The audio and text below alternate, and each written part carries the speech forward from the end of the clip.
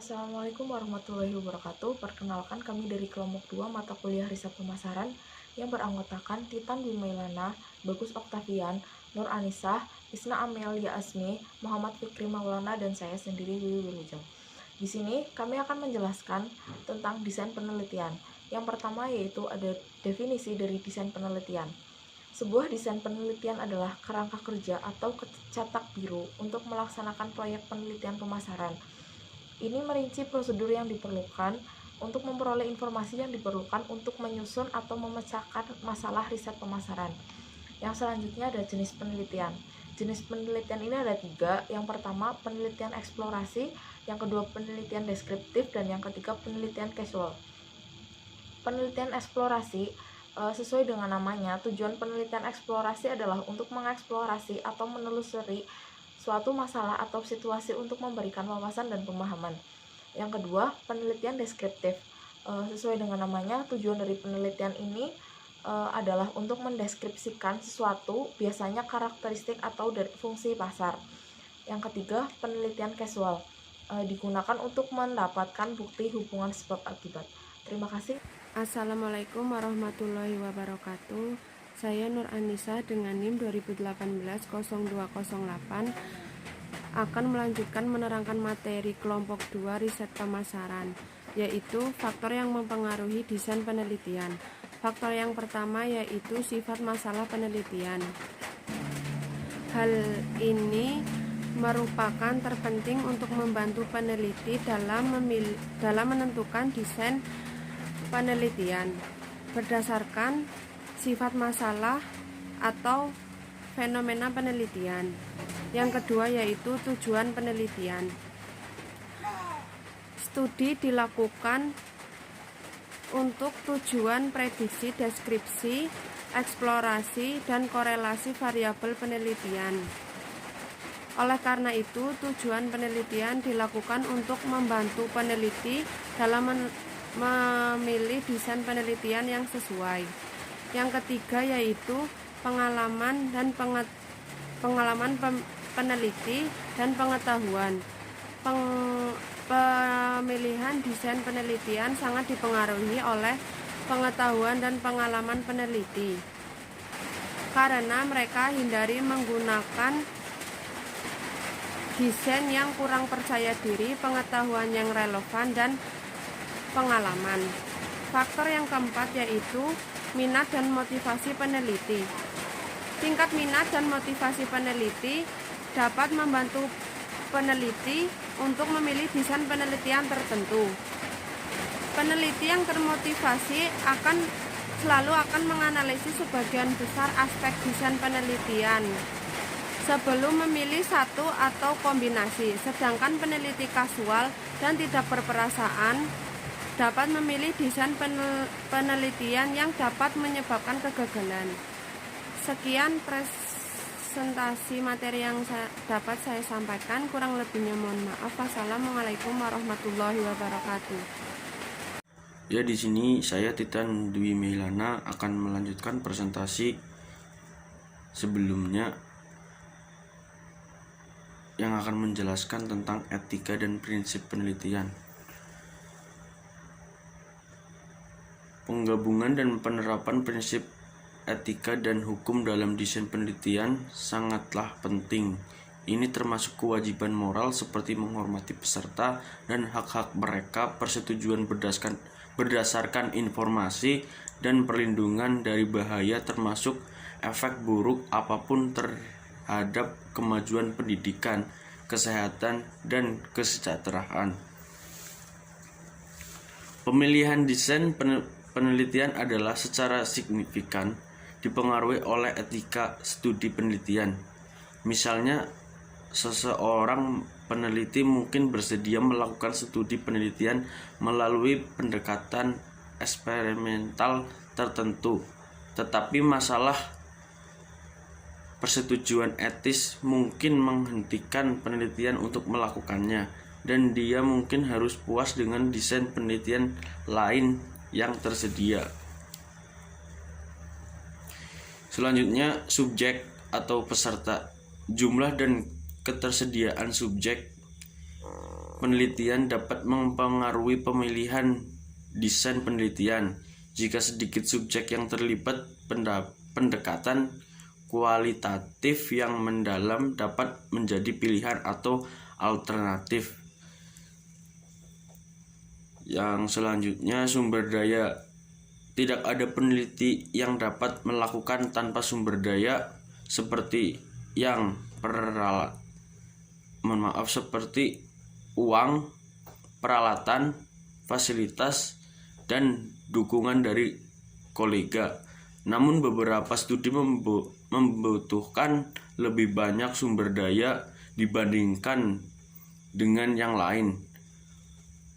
Oleh karena itu, pemilihan desain penelitian dapat dipengaruhi oleh ketersediaan sumber daya untuk studi penelitian. Yang selanjutnya akan dibacakan oleh teman saya dari kelompok saya sendiri. Terima kasih. Slide yang selanjutnya yaitu waktu. Waktu juga merupakan faktor penentu utama dalam pemilihan desain penelitian. Misalnya, seorang peneliti membutuhkan lebih banyak waktu untuk melakukan studi eksperimental, sedangkan di studi lain mungkin dilakukan dalam waktu yang lebih singkat. Oleh karena itu, waktu juga merupakan faktor pendukung yang signifikan dalam pemilihan desain penelitian. Yang selanjutnya yaitu pengguna temuan studi. Sebuah desain penelitian serta berbagai metode pengumpulan data dan analisis data. Oleh karena itu, saat memilih desain penelitian, peneliti harus memastikan bahwa desain penelitian sesuai untuk pengguna temuan penelitian mungkin, sehingga dapat diperoleh hasil yang maksimal. Slide yang selanjutnya yaitu pengumpulan data. Definisi pengumpulan data. Pengumpulan data dilakukan untuk memperoleh informasi yang dibutuhkan dalam rangka mencapai tujuan penelitian. Yang selanjutnya, teknik pengumpulan data. Beberapa teknik pengumpulan data secara umum antara lain: yang pertama, observasi. Yang kedua, kuesioner atau angket. Yang ketiga, interview. Yang keempat, dokumen. Baik, selanjutnya sampling. Sampling merupakan satu kumpulan, kelompok, atau subset yang dipilih khusus untuk mewakili populasi dalam suatu kajian.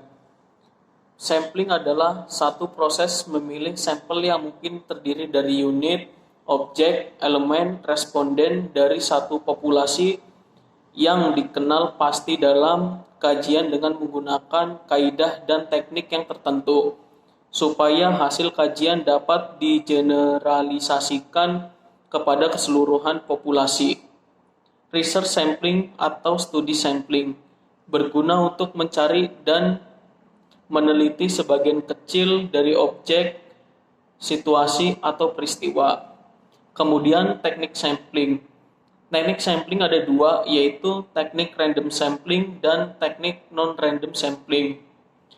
Teknik random sampling atau pengambilan secara acak adalah teknik pengambilan sampel di mana semua individual dalam populasi baik secara sendiri-sendiri atau bersama-sama memiliki kesepakatan yang sama untuk dipilih menjadi anggota sampel. Yang kedua, non-random adalah cara pengambilan sampel di mana tidak semua anggota populasi memiliki kesempatan yang sama untuk dipilih menjadi sampel penelitian. Kemudian akan dilanjutkan oleh Mbak Amel. Assalamualaikum warahmatullahi wabarakatuh. Saya Isna Amelia Azmi. Di sini saya akan melanjutkan pembahasan materi desain penelitian tentang teknik sampling. Seperti yang telah dijelaskan sebelumnya, bahwa teknik sampling dibagi menjadi dua, yaitu probability sampling dan non-probability sampling. Kemudian, kedua teknik ini dibagi lagi. Pembagiannya adalah sebagai berikut. Yang pertama yaitu pada probability sampling.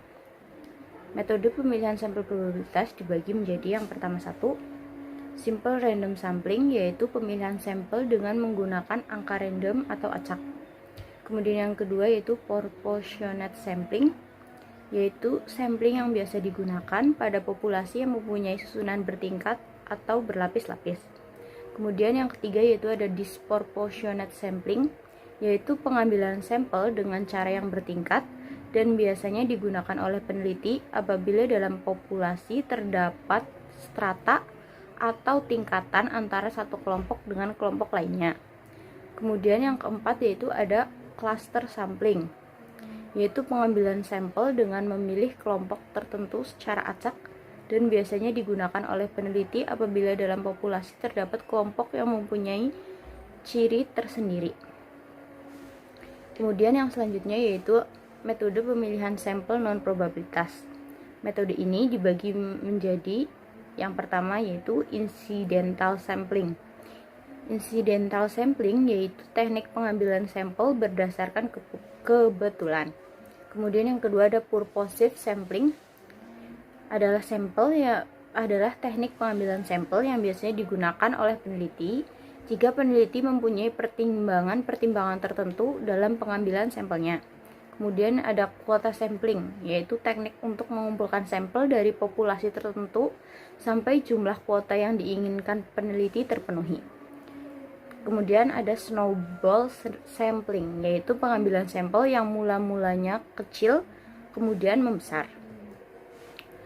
Sekian materi yang dapat kelompok kami sampaikan. Jika terdapat kekurangan atau kesalahan dalam penyampaiannya, kami mohon maaf.